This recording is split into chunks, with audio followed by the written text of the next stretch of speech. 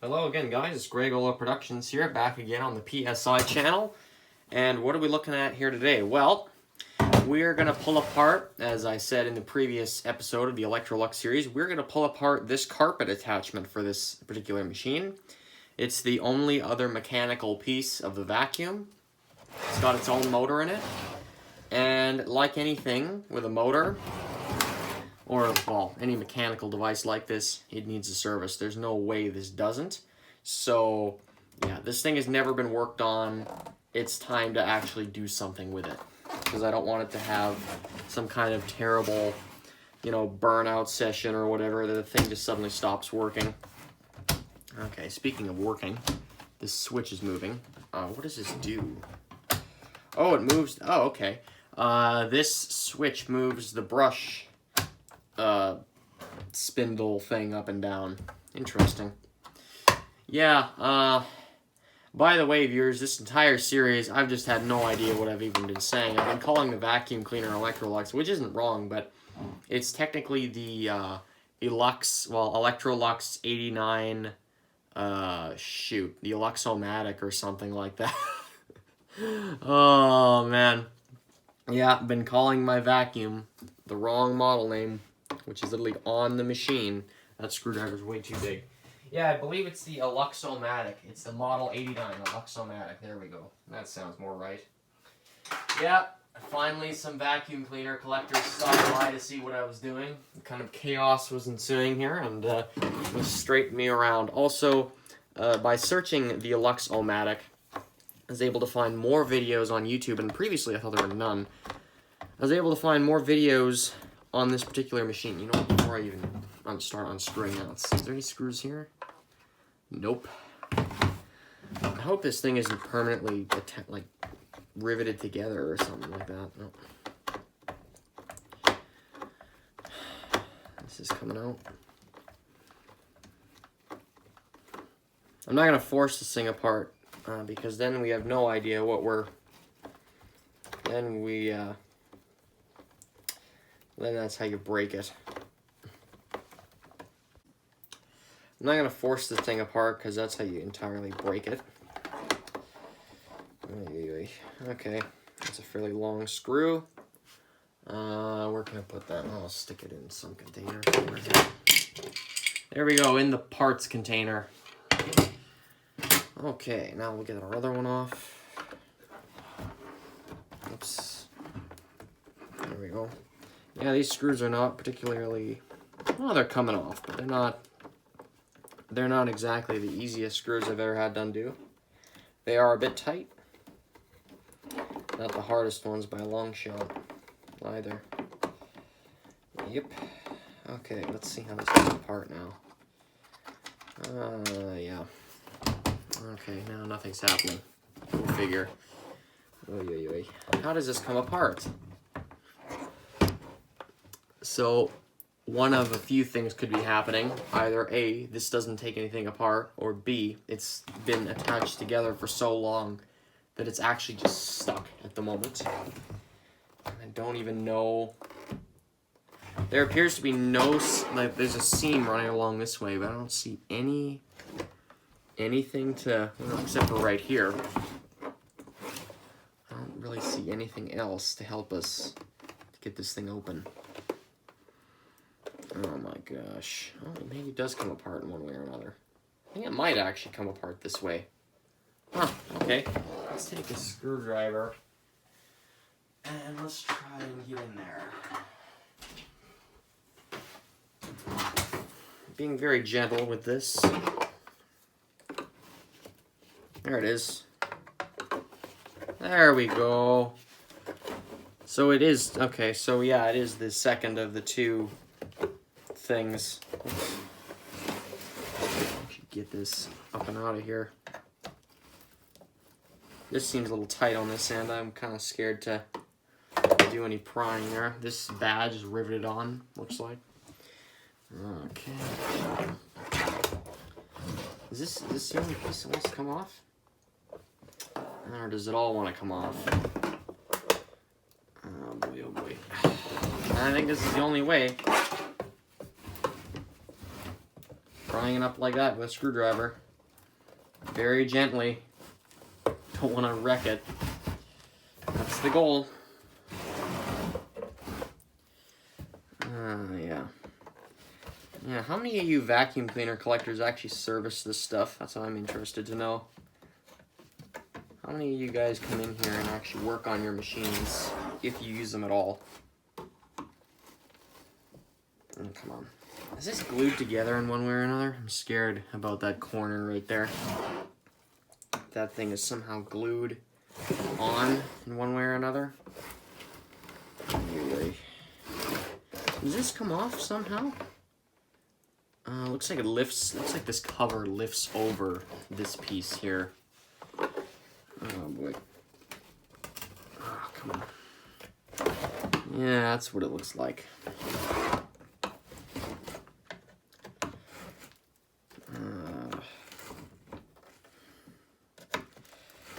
This isn't a perfect looking, you know, attachment by any means, viewers. I know I'm kind of marring up the plastic a little bit over here.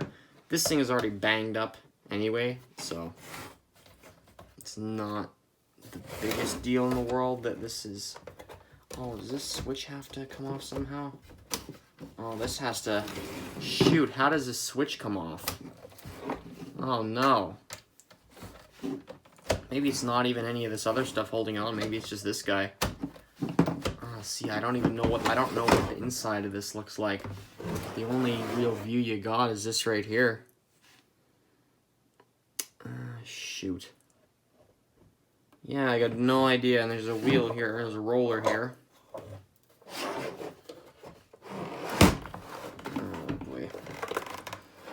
So if you pull on something, or if you try and force it, that's one really nice way to break it.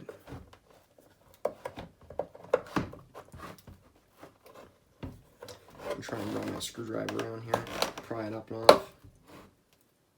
Oh boy. It's very kind of rubbery, kind of soft, weird plastic that they used for this thing, or at least there's a rubber ring on this. I don't know, it's kind of strange plastic. It's very durable, but, I can see a motor in there. I see part of something. Oh my gosh. How does this come apart here? It's a switch with no screws on it, looks like. And it's just gotten stuck again. Just gonna... Oops. Oh boy. Yeah, that switch has nothing on it. How in the world does this come apart? It has to come apart via the seam here. It has to. There's nothing else that would even get this apart. Oh boy. How does this come apart? There has to be a, well, as you can see, there's a center section here where the hose can attach on and pull the air through here. There's no screw holes in there. I'm just curious if there is something there that we can use. I see nothing down there that looks like we can use it. I see nothing down there that says, oh yeah, I'm a screw, unscrew me. I see nothing down there that even even remotely looks like something I can unscrew. That's not any good. And of course, there's the entrance to that area right there. We actually may have gotten somewhere, viewers. I've just kind of got my hand in here, and I'm just kind of going along the front, and I'm just trying to split this seam here. I'm trying to create a seam anyway. Yeah.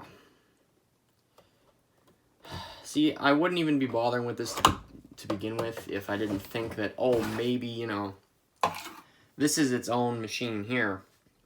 This needs maintaining. This is like 50, 60 years old, this thing. I had a collector tell me on the first part, if you go in the comments section, that this machine is from 1970, apparently. Which I find kind of hard to believe, but it's a later production model. This was designed earlier than that, so... Yeah, this does not look like a 70s vacuum by any means. This must have been one of the very last ones they made. One of these Model 89s. And if we could just get the thing open. I wonder if this is a bit of quote-unquote planned obsolescence happening here, where I can't get into this thing.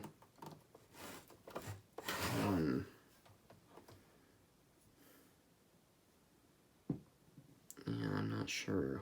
I'm just using really trashy screwdriver, guys. This is a pretty yeah, there's not much to say about this screwdriver. Oh well. It's made by Uller, by the way, just in case anyone was interested. Yeah, I'm not sure. I don't want to of course I don't want to wreck this thing. Is that the way it's supposed to come apart, guys?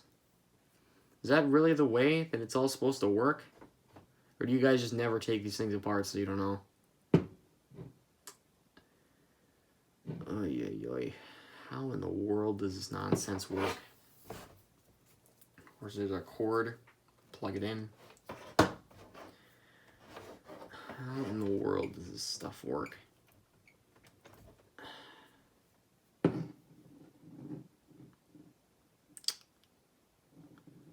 I don't know. I really don't know if that's the way that's supposed to come apart. Oh boy. There's no switches or any weird stuff on this side. Nope.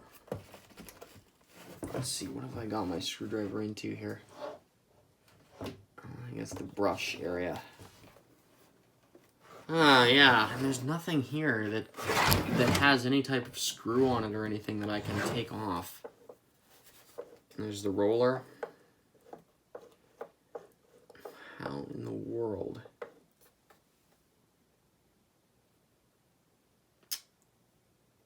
I wonder if this rubber piece is almost like its own layer or something. Like it's a layer that runs along the side of the vacuum. Or runs along the side of this and then... I don't know. It's very bizarre stuff here, viewers, though. Man, I'm not sure how to get this guy open without destroying it. Because if that plastic cracks or something, then we are in trouble. And of course, the point is to preserve, not to wreck it. I'm not sure if I'm going the right way even. But there's no other way in, so how do you go in? Would Electrolux rather me not even come into this thing and even do anything with it? That is the question. That is the question. I know a lot of people just kind of have these things, they don't work on them.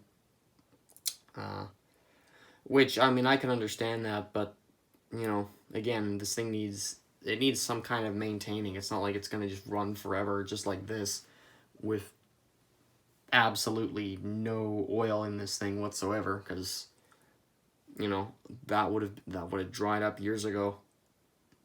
So even if it runs really smooth, which it does, it makes a really nice noise when this thing is on.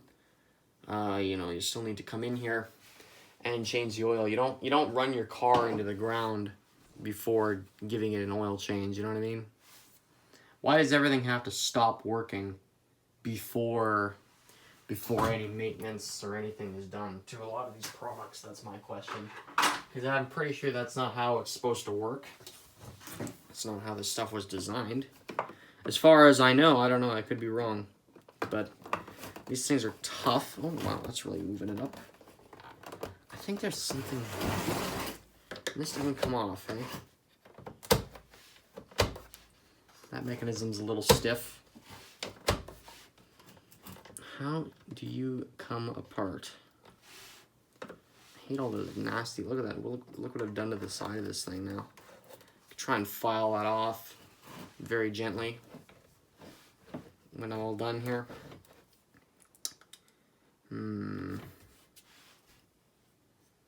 Yeah, that is not good. Not good at all. And see this here, does this... I don't want to pry the button off because you know how that will go, but is this some kind of detachable button or is this permanently attached on there?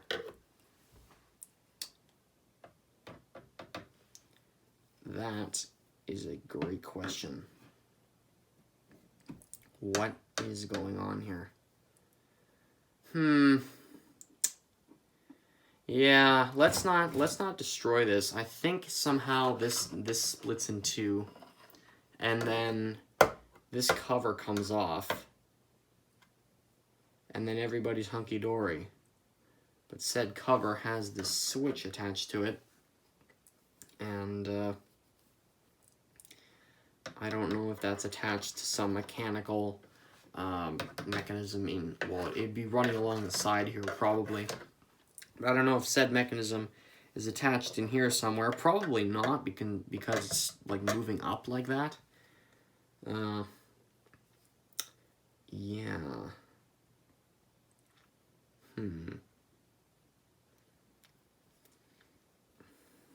Very bizarre stuff happening here. I always like a good challenge like this, but this one has me positively stumped at the moment. What can a guy really do? What I'm doing at the moment is taking my screwdriver blade and just running it along this. Well, trying to run it along this anyway. Let's get my other phone out of the way before it gets destroyed somehow. Trying to go in there and just separate all of that, but I don't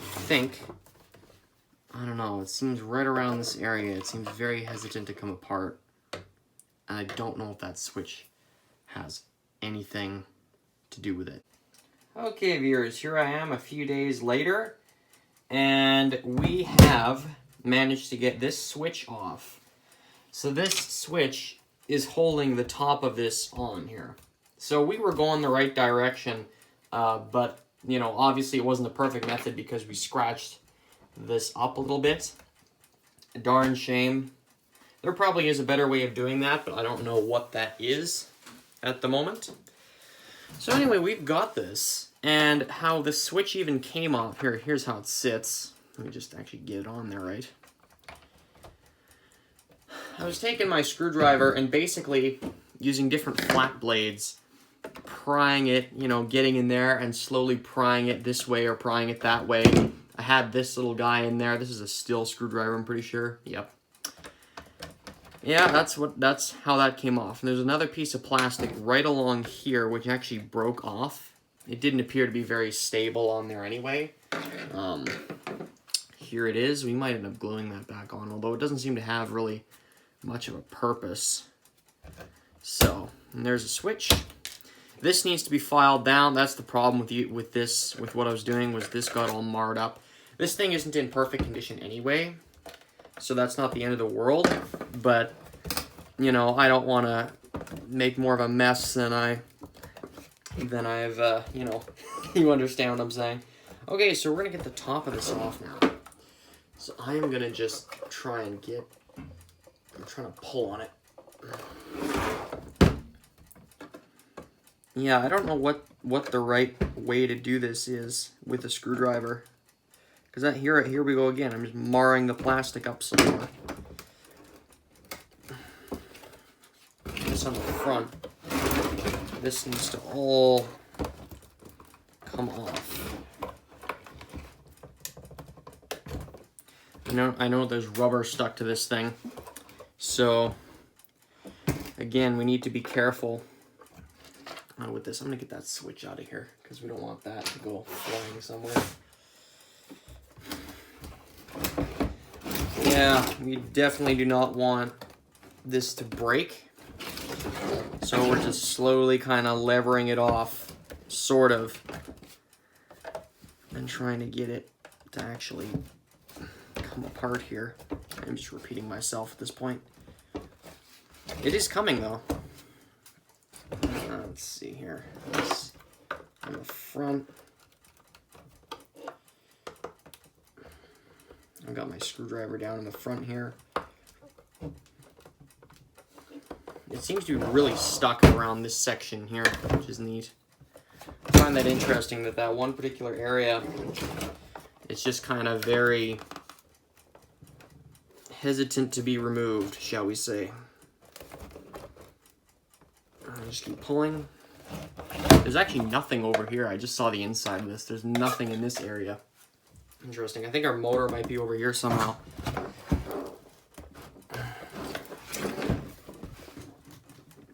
Okay. Why is this so stuck? There's nothing holding that on except for the rubber, I think. Yeah. And of course we gotta be careful because it's literally just old plastic we're dealing with here. I don't know if my, well, maybe I do have my gloves. I could put my gloves on. We could get this off easier. Trying a different screwdriver. I was paid to have a pry bar right about now, but I don't have one handy at the moment. Oh yeah. Yeah, she's really stuck on there on the front. So when you're dismantling something, one of the last things you want to see is a rivet anywhere. And it appears that they've riveted the piece of light green plastic to the piece of dark green plastic under that rubber there.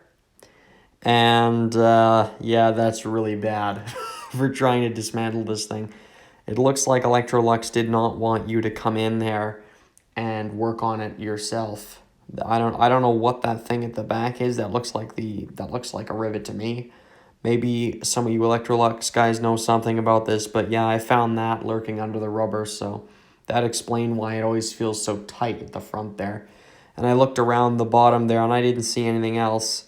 So I don't know, guys. I don't know about that. If I need to go in there and work on it, I'll probably be drilling that out somehow or grinding it off, but it's in a really awkward spot. I don't know, guys. I don't know how they did that or how they expected you to get in there, or well, how did they expect a serviceman to get in there and service it? That is the question. So maybe they didn't. Maybe they just said throw it away and buy a new one. I'm not sure. But wouldn't be surprised if planned obsolescence was here a little bit. But otherwise, this vacuum has been really good about that. There hasn't been really any of that up until now. So I don't know. What do you guys think?